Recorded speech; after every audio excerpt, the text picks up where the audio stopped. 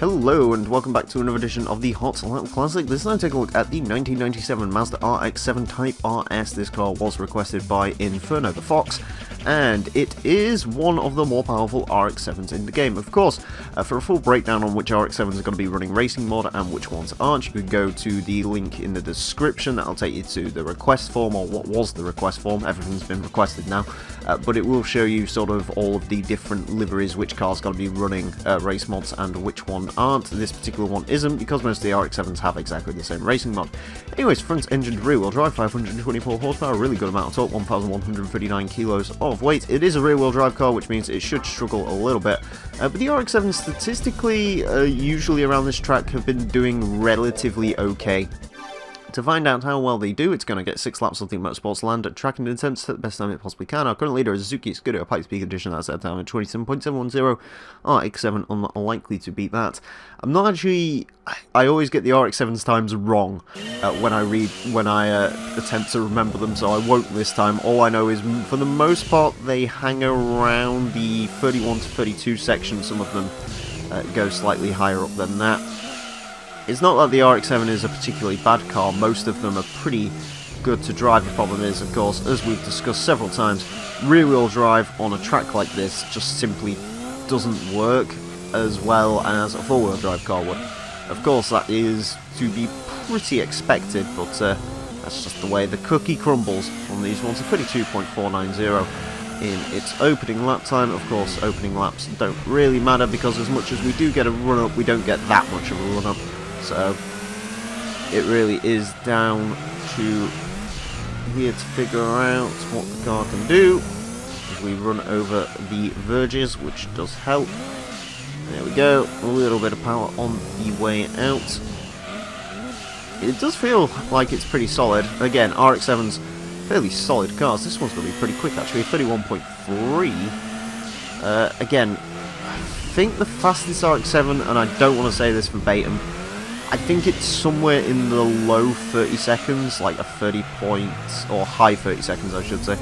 I think it's about 30.8, somewhere around there, but again, I sort of can't comment too much because I don't remember. I don't have the leaderboard memorised, because there's, well, 192 vehicles after today's episode on it, and of course, there's going to be plenty more joining the leaderboard eventually.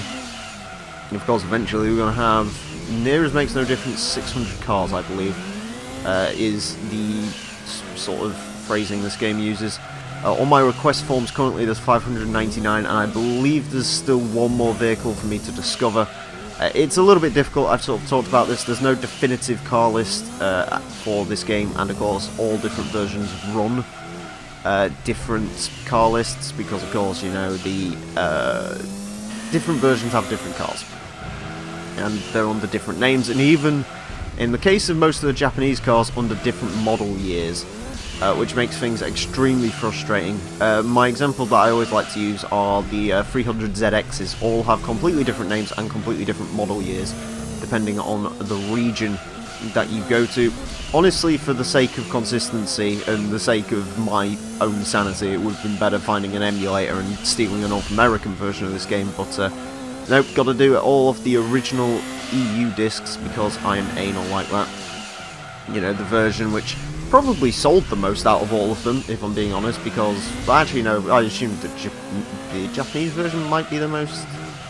I don't know, it's really hard to figure out which version probably sold the most, but if I had to guess, the EU version might be the most popular of all of them in terms, well, of my audience probably, but mind you, my North American audience has grown, so I don't know. North America and Canada are both big places for me. Anyways, 31.343 for the RX-7, pretty decent. I mean, it was setting consistent 32s, which certainly are not terrible times. Again, rear-wheel drive just simply not suitable for a course like this, but as far as RX-7s go, I think that one was pretty good, especially considering it's not running any racing mods. Anyways, let's go to who it places on our leaderboard. On to the leaderboard then, and the Mazda RX-7 Type RS from 1997 without racing mode goes into 72nd place with a 31.343, a rather cramped area of the leaderboard. It is fractionally quicker than MR2 GTS, R33 Skyline, Lancia Stratos, Honda NSX. Yeah, that is a rather crowded section on the leaderboard, pretty much the average, I guess, at this point, so decent enough time from the RX-7 though. Anyways, thank you all very much for watching this edition of the Hot Lap Classic, and until next time, farewell.